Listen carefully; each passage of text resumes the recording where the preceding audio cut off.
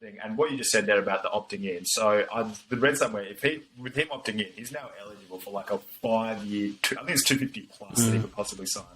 James Harden, and you got to pay him, and you have to pay him as well. Do you really want? Yeah, that's so much money. You have to.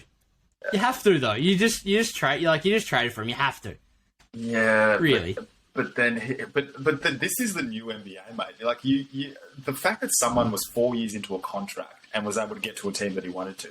What's the point of signing people to long-term contracts if they can get out there? And James Harden, who's shown in 2 years straight, 13 months I think it was, that he's now quit on 2 teams and gone there. So that is a huge question mark. And then when I look, and then the Simmons end of it. So I think Simmons, at the end of the day, he's just afraid of failure. He doesn't want to go to the free throw line. He doesn't want to take jump shots as well. We're now propelling him to a championship team, essentially. He has to, like Kevin Durant, he has to win a championship now. What we're going to expect in 5 months, suddenly he's got over the demons of free throw shooting. He's now going to start shooting out there, fitting into a new team. And Embiid was saying he wanted to be the star of the Philadelphia 76ers. That played a big part into it, because I don't naturally believe that criticism from a coach is why he quit. I think he wanted to be the star there, and now he's going to go to a team where he's not going to be the star. It's Kevin Durant's team, and that's fine. And in fact, it's Kevin Durant, Kyrie Irving, then him. So he's now going to drop on there. He's going to, and it's high expectations, high pressure, and Hacker Simmons is just going to be the tactic there. So the question marks for each team, I'll find one for each one. That's why it's so hard for me to think of a winner, because it's high stakes for both, but also can be massive losses for both. Do you see where I'm going with that? Yeah. Yeah, no, absolutely. I think, to be fair to Ben, I think he's in a fantastic situation now, because there's enough shooting around him now. There's not that genuine big man like Embiid that is next to him where you have to tell him that he needs to shoot the ball.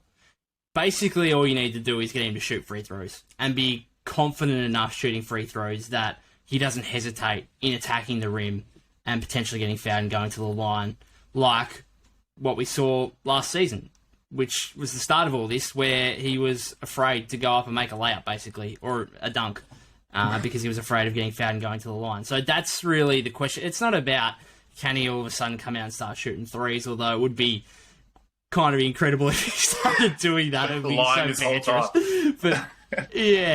But I think he's in a fantastic situation. Talking of, I guess you just brought up a question mark there for both teams. I have a question mark for both teams on the Seth Curry thing, because I'll start with Philadelphia.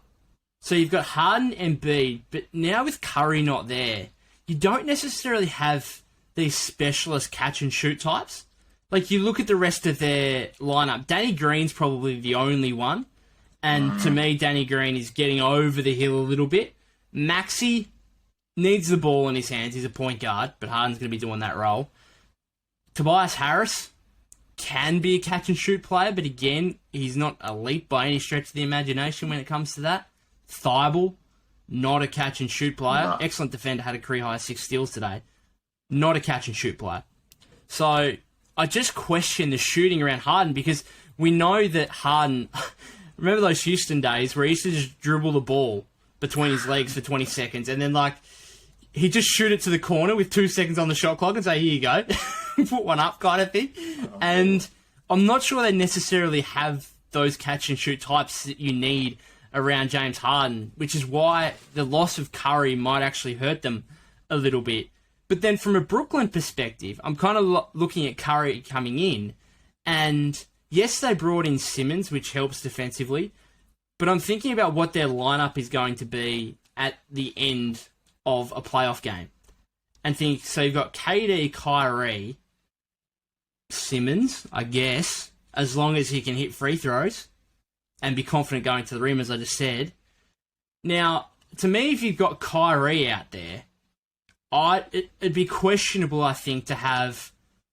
I don't think you can play Kyrie, Patty, and Seth Curry all on the floor together at the end of a playoff game. That's just, as good as Simmons might be defensively coming into that group, that's too much of a defensive liability.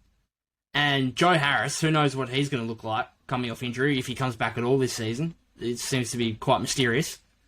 So defensively, with Curry coming in, I'm kind of thinking, okay, what's their best lineup here? But then if you don't play those three guys, who do you turn to? LaMarcus Aldridge, Nick Claxton, Blake. There's a bit of a question mark there, I think, on that 5-man group to finish games for the Brooklyn Nets.